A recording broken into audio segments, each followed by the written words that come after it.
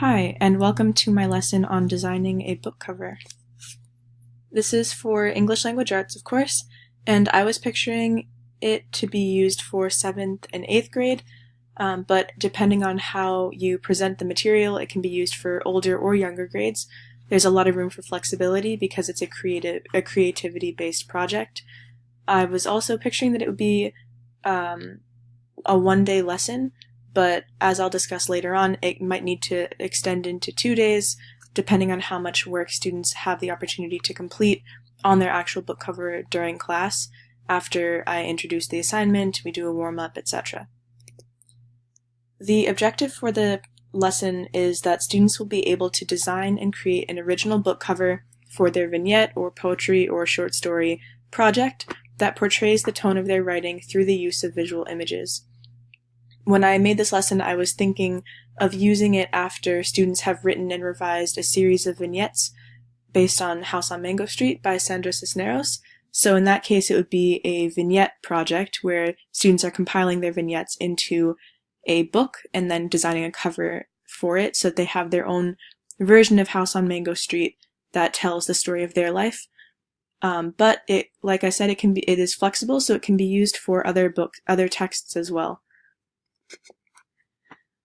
The learner outcomes are that students will need to be able to use Canva to design their book cover. They'll need to know how to find free legal images online to use for their covers, and although I don't go into that specifically in the lesson, it is something that we'll need to go over perhaps the day before or during a previous project. Students will students who choose to draw their cover can use a scanner to get a high-quality image, and will need to know how to upload that image to Canva. A few of the ISTE standards that I thought this lesson would fit were the Empowered Learner, Knowledge Constructor, and Creative Communicator standards. The Empowered Learner, because they will be seeking feedback from their peers, although I don't go into that in the lesson.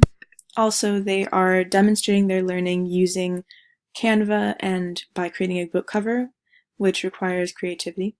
Knowledge Constructor, because they are using Canva, which is a digital tool, to produce a creative artifact, which will be the book cover.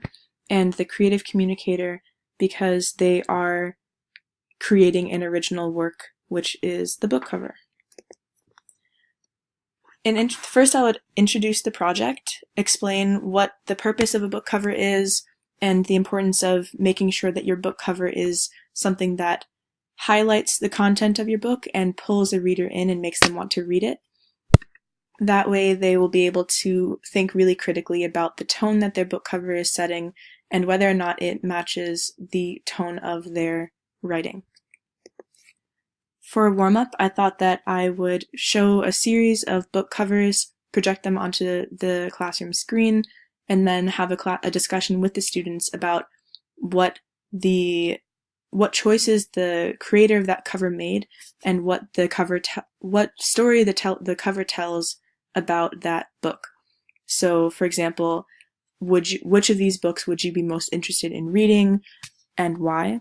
And that way they can draw on that knowledge and that conversation while they're thinking about whether or not their book cover is something that would draw a reader in. Next, students would begin designing their books. So first I would want them to read through the pieces of writing that is going into their book so they can search for images or emotions or common themes and the overall tone so they can take note of that and use that information when they're creating their book cover. During that time, they would be discussing their findings with their peers, with me, or they can work independently.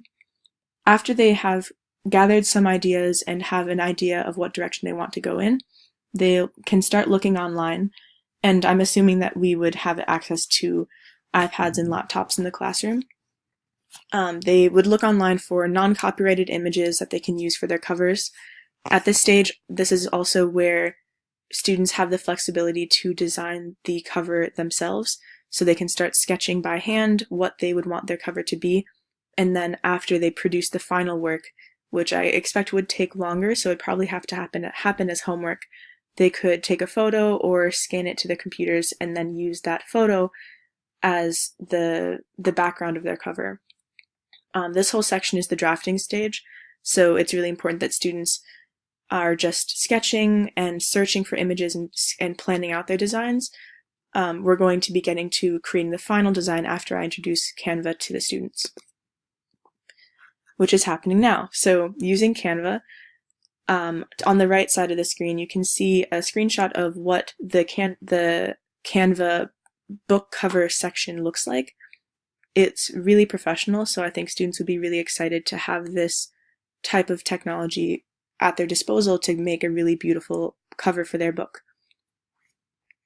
During this time, I would demonstrate an example on the screen so that they can see all the potential uses and tools within Canva to create their book cover, and they can ask me questions along the way. For the rest of the class period, students would be working on their book covers, and this is where I would have to go around and gauge where students are at. Depending on how long the warm-up took and how long it took for them to get a hang of Canva, they might need a second day of class time to work on it. I want to make sure that students who don't have access to technology at home would be able to complete their project and produce something that they feel really proud of. So I want to make sure that I am not making assumptions about what they would be able to do at home. Additionally, students who are producing their work by hand might need more time in the classroom working on Canva, so that if they run into any problems, they have their peers and me to look to for help. I think that this lesson is at the modification level because students are not just using markers and colored pencils to create their project, which might feel like an elementary school assignment. Instead, they're using Canva, which makes a beautiful, publishable looking book cover. So I think they'd be creating something that they can feel genuinely proud of, regardless of whether they used pictures that they took themselves, photos that they found on the internet legally, of course, or they're using their own drawings and sketches for the background of their books. Canva allows the students to take their book covers to the next level.